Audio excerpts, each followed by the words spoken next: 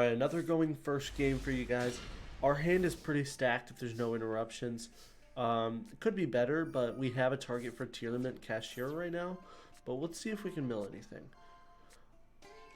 With the Pot of Prosperity, this is pretty much all we need. Kashtiratheosis is such an insane card. It's going to change the dynamic of this deck so much, and you'll see why. We're going to Kashtiratheosis here, bring out the Unicorn. Unicorn's going to really trigger that he needs to make moves as soon as possible. He's going to set that big welcome, but trust me, it won't be staying for long. We're going to be sending a card from extra, and we're also going to mill from the deck. We really don't want him to get that really nice normal summon, getting any trap from his deck, so we're going to take that out. We're also going to take out Underworld Goddess. We're also going to get Big Bang in the rotation. We're going to set the Imperm to make sure the trap is in the Imperm column just in case. And then we're also going to bring out Fenrir. Now we have a full board here. First off, we're going to go Shangri-La. Shangri-La is here. And then we're going to see Summon Riseheart. Now, interesting play. We really don't want our opponent getting the card advantage from it. So I'm going to immediately take out the Shangri-La and also take a zone from my opponent's field. Now, this is an interesting effect where this also brings up the idea that I can instantly bring out a second Riseheart with one token. I played 2 Riseheart, you could easily play 3, but 2 is the sweet spot. So we have 2 Risehearts, the Big Bang, and the Imperm face down. We're going to also special summon a Fenrir to add an additional interruption. Our opponent's going to set 3 and pass. Meaning we unfortunately didn't get any material from that, but that's a nasty top deck against the deck we are facing. We're going to add a Riseheart to the hand. We're also going to bring a Kashtiratheosis. We're going to see summon another card. We're going to choose another Shangri-La here, just in case he outs the first one. And that's where we're going to see the first mill effect here. He's also going to special summon Silver Castle. Silver Castle has 2,900 defense points, and all of our cards are set and face down. But all of these cards were on the field the last turn before. This is a clutch Ash Blossom, and that's going to seal the game there. Alright, starting off, we are going turn 2. We activate the Maxx C, and it looks like our opponent doesn't have the out for it right away. Looks like they are playing a Tearlament Kashtira build. Honestly, it's a formidable deck. Our hand is super stacked, so honestly, it's anybody's game right now. He's going to use the Scream to bring out the Negate Trap card, bring out Snow, and he's going to go into an Xyz 4. The monster he chooses is Redoer for this situation, which is understandable. Could have went Abyss Dweller, but a lot of Kashtira cards aren't very usable through the graveyard. He's next going to Fusion Summon, bringing out the Kiklos. Kiklos effect, he's going to add Rhino-Heart to hand. And then he's also going to target and bring the Rhino-Heart out. Rhino-Heart's going to trigger the Kiklos mill effect as well as the Rhino-Heart effect. It doesn't look like they hit anything, but luckily he has that guaranteed pitch with the Tearlament Rhino-Heart. And he's going to go into the Big Boy. Big Boy end turn. We have a lot of cards in hand. He has the Maxx C. We're going to call by, but luckily for him, he has that Fairy Tale of Snowing. So he's going to pretty much negate our called by, just avoiding target, really. We're also going to Maxx C then if called by isn't going to go off, because Tearlament does like to special summon during the opponent's turn. So we're just going to use as many of the cards as we can and just try to beat over our opponent here. Alright, he's also going to bring a Fenrir into hand for his next turn using that Kashtiratheosis spell that he banished from Snow. He doesn't steal anything worthwhile, but we're going to start off with Planet Pathfinder. And he's also going to send a Tearlament and recycle a Tearlament effect. Now the interesting part about this is that, lucky for Planet Pathfinder, Pathfinder can still be sent to the grave with its effect, meaning our Kashtira cards are still online. that's why I decided to start off with this, just to see if I could get the field spell, and I understood if I couldn't. He's going full off. He's going to also bring out Tearlament Kashtira in attack mode, milling the Kurakura. We do receive a Maxx C from that, which is very nice, so we're going to just stop that milling effect to try to stop him in place for now, which honestly isn't going to work, but it's going to work temporarily. He's also going to banish that, and he's going to trigger our Kashtira, which, while we're at it, we're going to take out the Rhinoheart. With the Rhinoheart taking out, though, he's also going to trigger the Harvest in hand. Honestly, doesn't hit anything with his mills, which is understandable. He's went through a lot of his deck at this point. But luckily for us, we have Birth. We're going to use its effect, but unfortunately, we did misplay here. We should have played the Unicorn before this, and we should have played a little bit more carefully here. But we costed our Birth special summon effect. And we're going to bring out 2 Ascendants of Thunder. He's also going to Ash our Fenrir. But we still have our normal. And we still... Oh, no, we do not have our normal anymore. My apologies. We still have our second Ascendant of Thunder. We have our draw 2 from this, which we do receive at Preparations. So we're going to go into a Shangri-La first. Or we're going to go into a Big Eye first. Stealing the Kashtira Tearlament to use as our target to get out a Riseheart. Riseheart's a dangerous card, and you will see in this video why. So we're going to go to battle, and we're going to take out the Harvest because he's already used the Harvest effect, and we're going to steal that Harvest. Kikolos is going to be a threat, obviously, but not really as early as possible threat. He steals a spell card, he's going to guarantee another card, and we're going to Preparations, and we're going to special summon, and we're also going to use a Riseheart effect to take out the Sulik, so our Riseheart isn't negated, because we really want to keep on just stealing cards from him. So there's the Fenrir. He's going to draw the card, and we're also going to guaranteed steal his Miller. Honestly, this was me still learning the deck, so I didn't really need to steal good cards. I really want to steal not good cards. And looking for a Riseheart, Riseheart really nerfs Tearlament because Tearlament relies on that graveyard effect, and they can't access the graveyard due to us. Riseheart has the installed any card in the graveyard goes to the Banished Zone instead effect, which is insane. This card is a floodgate in its own effect, and it does not neutralize the deck whatsoever. Alright, he's got all of his Tearlament cards, and honestly, he can't go into his special summoning, but we're going to take out that Kikolos as soon as possible because we know it's at 1, and that card is very crucial to the deck's performance. We're also going to steal that Redoer so he doesn't bring it back. We're going to steal a Maxx C because this is when we get the understanding that the card advantage does not matter of us stealing good cards. We just want to steal bad cards.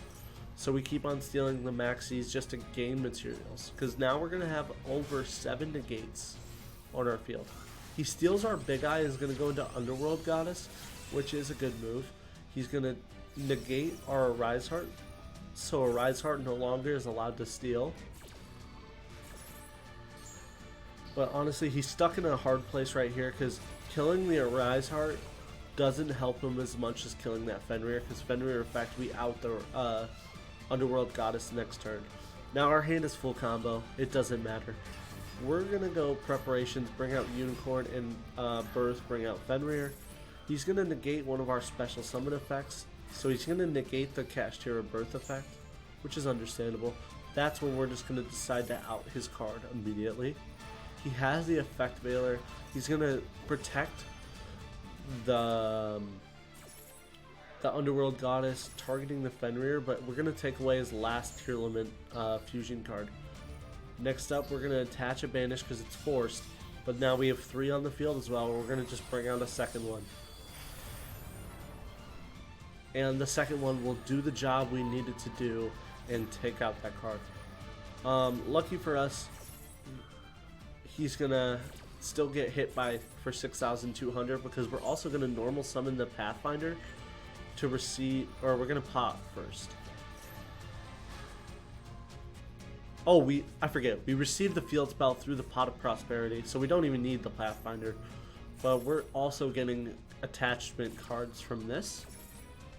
And we're going to receive another card. So we have 2 materials on a new Riseheart and 7 on our old Riseheart. Meaning, we just go for battle here. We weren't going to hit him for very much, so this less damage doesn't really matter to us. That's when we're going to bring out Zeus. Zeus with 8 material negates. That's insane. We also have pretty much a full Riseheart almost. And we also have the preparations and effect in hand. So we're honestly in a really good spot. We're just trying to get our Riseheart the 3rd material, and that's when our opponent decides to scoop. Alright, in this game we're going to be going first. Our hand is pretty impressive. Hopefully no interruptions. Ogre, we're going to bring the preparation since we already have the Big Bang. We're going to bring out Ascended Thunder, and it looks like there's no interruptions on board. We're also going to throw a Fenrir in there.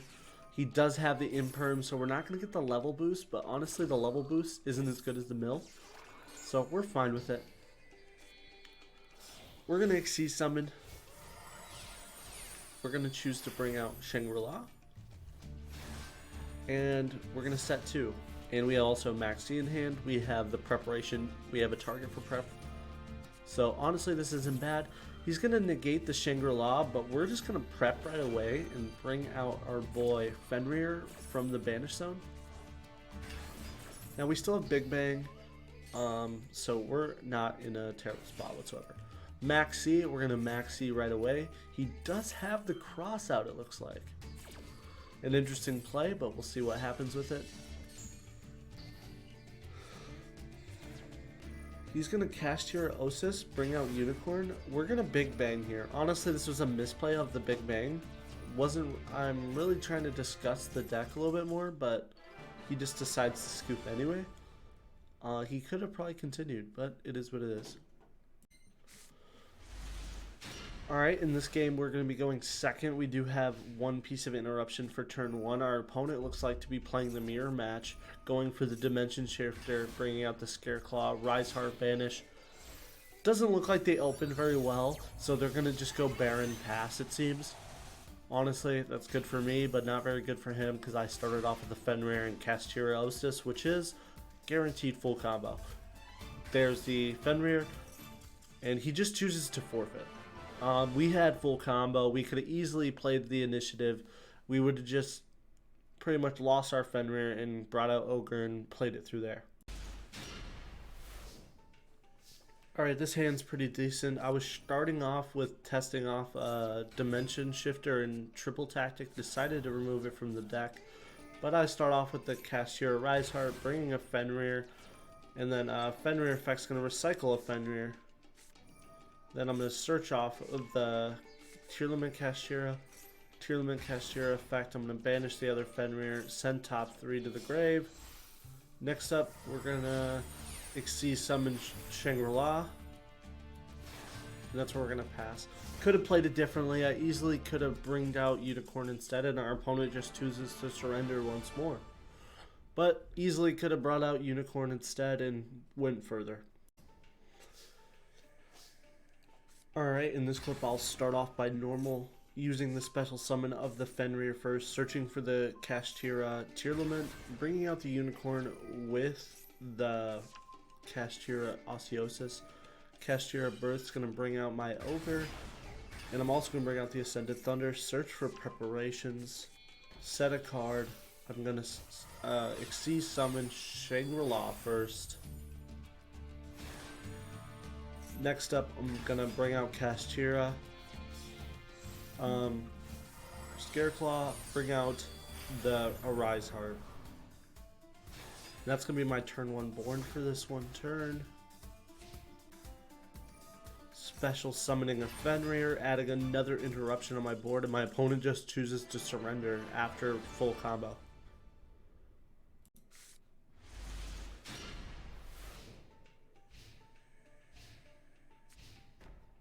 Alright, so it's our turn. Our opponent's going first, and he decides to set 1 and pass. Lucky for us, we top deck the Kashtira Unicorn, which is a nasty top deck. Our opponent is going to Ash Blossom, but that is the easiest cross-out target I've seen. We really want to get that Kashtiratheosis and get this game going. He decides to forfeit there because he knew the power of Kashtira at that moment, and that's game. Alright, so we're going to be going turn 1 here. This is a really fantastic hand. We draw the 2 of Pathfinder. Later on in the deck, we decide to switch it to 1 just for that reason. We're going to add to our hand the Riseheart from the field spell, and we're going to Birth. Bring out a Riseheart, giving us a very good banished target of Fenrir. We're also going to mill the top 3 from the deck. There's Fenrir. Fenrir effect, we're going to bring out Ogre. We're also going to Kashtiratheosis here, bring out Ogre from there. So now we have the handy dandy effect to banish that for Scareclaw. Alright, starting off, we're going to go into a 2, which is our Shangri-La. And next off, we're going to go into a Riseheart. This is a really nice board with the Big Bang. Our opponent's extremely contested. No reaction, so no Ash Bomb or Imperm. He's going to take away our Riseheart and set 2 and pass. Honestly, not the best move for us, but we'll make it through. This is where I misplay. I accidentally chose the Ash Blossom as the target instead of Maxx C, so this crossout didn't do anything. I was really upset about it at the time, but it didn't end up mattering for the game. We're going to just unfortunately do 1 and pass. There's a Utopian Aura Trap, which I honestly have no clue what my opponent is playing yet, but we're about to find out. We're going to bring another Unicorn to hand, and we're just going to go to battle and try to end the game right away. Now we're going to attack with Unicorn first, just in case this is Labyrinth, but it isn't Labyrinth. It is just Trap Stun. But luckily for us, that Fenrir is going to bring back the Kashtira Shangri-La back to our side of the field, and we will be fine. We're going to special summon Ogre just to get another mill effect on the field. There's Pot of Duality, and we're going to see our opponents on just Floodgates and Kaijus. He's going to bring that Rivalry of Warlords. We're also going to take away 3 cards, and that's when he decides to forfeit. Hope you guys enjoyed. Alright guys, so this is the deck, the final build of the deck I decided to put. Basically, you want to be playing as many Kashtira names as possible, as well as Ascendant Thunder, because he's really good as a level 7 in this deck. Very versatile, not very negatable. We have Maxx C and Ash Blossom as our hand traps, as well as our hand trap recoveries. We have Called By and Crossout. Also, we're running 1 Imperm just as a target, and that's about it. We're going to run 2 of pretty much every single good level 7 XCs. We threw in a Mecha Phantom Beast. This card is insanely good. We have the Zeus for the Riseheart plays, and a little Link package just in case it gets to it. Easily, we could get a Mech Knight Crusader Evermax, which that card is super good. 1 Baron just in case we brick and have a Fenrir and an Ash Blossom in hand. And that's the deck, guys. Hopefully you enjoyed the video. I hope to see you guys in the next one. We are so close to 1,200 subs. If you guys enjoyed the video, make sure you hit that subscribe button. And if you guys want to join this sub squad, it's completely free. Enjoy.